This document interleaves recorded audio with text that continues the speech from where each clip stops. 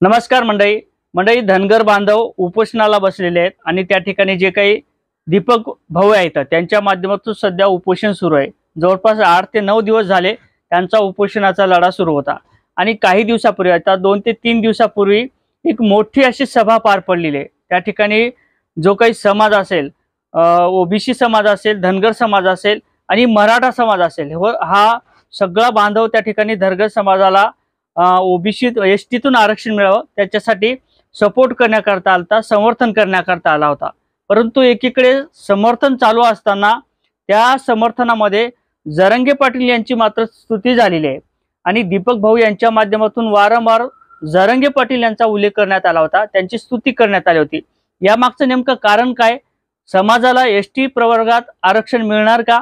या संदर्भात आपण थोडक्यात आणि महत्त्वाची माहिती या व्हिडिओच्या माध्यमातून, चॅनलच्या माध्यमातून समजून घेण्याचा प्रयत्न करणार आहोत. तर मंडळी, मी गणेश ठाकरे, लोक परिवर्तन न्यूज या यूट्यूब चॅनलवरती आपलं सहर्ष स्वागत आहे. चॅनलवर नवीन असाल तर या साईडला काळं बटन दिसेल सबस्क्राईबचं, त्याच्यावरती क्लिक करा. काही कमेंट असतील ते हे करायला विसरू नका आणि व्हिडिओ आवडला तर लाईक आणि शेअर करायला सुद्धा विसरू नका. मंडळी, ज्या अर्थी संघर्षयोद्धा जरंगे पाटील यांच्या माध्यमातून उपोषणाचा लढा सुरू होता, 2 वर्षे हा सतत लढा सुरू होता आणि त्यानंतर हैदराबाद गॅजेटच्या माध्यमातून मराठा समाजाला आणि शिंदे समितीच्या माध्यमातून मराठा समाजाला ओबीसी प्रवर्गात जो काही कास्टचा प्रभाव असेल तो मिळाला होता. म्हणजे जे काही ओबीसीच्या कास्ट असतील त्या मराठा समाजाला मिळत आहेत. या हैदराबाद गॅजेटच्या माध्यमातून आणि शिंदे समितीच्या माध्यमातून याचं वाटप सध्या सुरू आहे.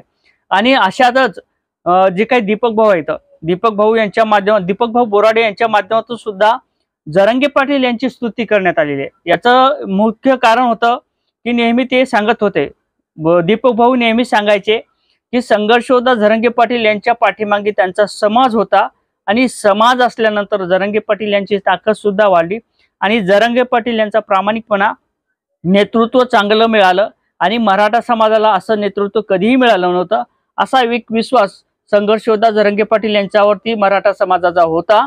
म्हणून संघर्षयोद्धा जरंगे पाटील यांनी जे काही प्रयत्न केले, 2 वर्ष सतत उपोषण केले, मुंबईला 2 वेळेस गेले आणि त्यानंतर हैदराबाद गॅजेट आणि सातारा गॅजेट, त्याचबरोबर जे काही शिंदे समितीच्या नोंदी असतील त्याचा लाभ मराठा समाजाला मिळाला आणि म्हणून मराठा समाजाला ओबीसीतून आरक्षण मिळालं.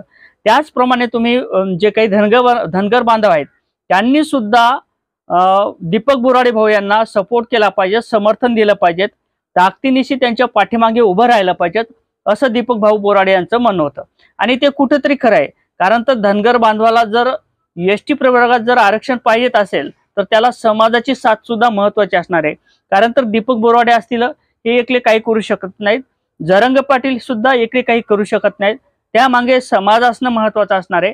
आणि जोपर्यंत समाज एखाद्या प्रामाणिक नेतृत्वाच्या मागे निघत नाही, समाज हा ठाम राहत नाही, विश्वास ठेवत नाही, तोपर्यंत मराठा समाज असेल किंवा धनगर समाज असेल किंवा इतर कोणते समाज असतील त्यांना त्या आरक्षणात लाभ मिळत नाही. म्हणून दीपक भाऊ बोराडे यांच्या माध्यमातून नेहमी लक्ष्मण हाकेचं नाव न घेता मनोज जरंगे पाटील यांचं नेहमी नाव घेतलं जात होतं. कारण तर जरंगे पाटील यांचा प्रामाणिकपणा त्यांना माहीत होता, मराठा समाज त्या प्रामाणिकपणावर टिकला होता आणि म्हणून ज्या ठिकाणी जरंगे पाटील सांगतात त्या ठिकाणी समाज झोपला, ज्या ठिकाणी जेवायची सोय असेल त्या ठिकाणी त्यांनी भाकर चटणी खाल्ली, ज्या ठिकाणी त्याला राहता येईल त्या ठिकाणी तो राहिला, रोडवरती सुद्धा झोपला. आणि इतकंच नाही तर दीपक बोराडे यांनी सांगितल्याप्रमाणे दीपक बोराडे सांगत होते की फॉर्च्युनर असेल, 4 व्हीलर असेल, 2 व्हीलर असेल, कोणतेही वाहन असेल, हा समाज काही प्रमाणात, मोठ्या प्रमाणात श्रीमंत आहे, परंतु तो श्रीमंत समाज सुद्धा जिथे जागा मिळाली तिथे झोपला होता, जिथे खायला मिळालं, जी चटणी भाकर खायला मिळाली ती खाण्याकरता तिथे थांबला होता. आणि मनोज जरंगे पाटील यांचा समर्थन करण्याकरता, मराठा समाजाला ओबीसीतून आरक्षण मिळण्याकरता त्या ठिकाणी ते जरंगे पाटील यांच्या पाठीमागे ठाम होते.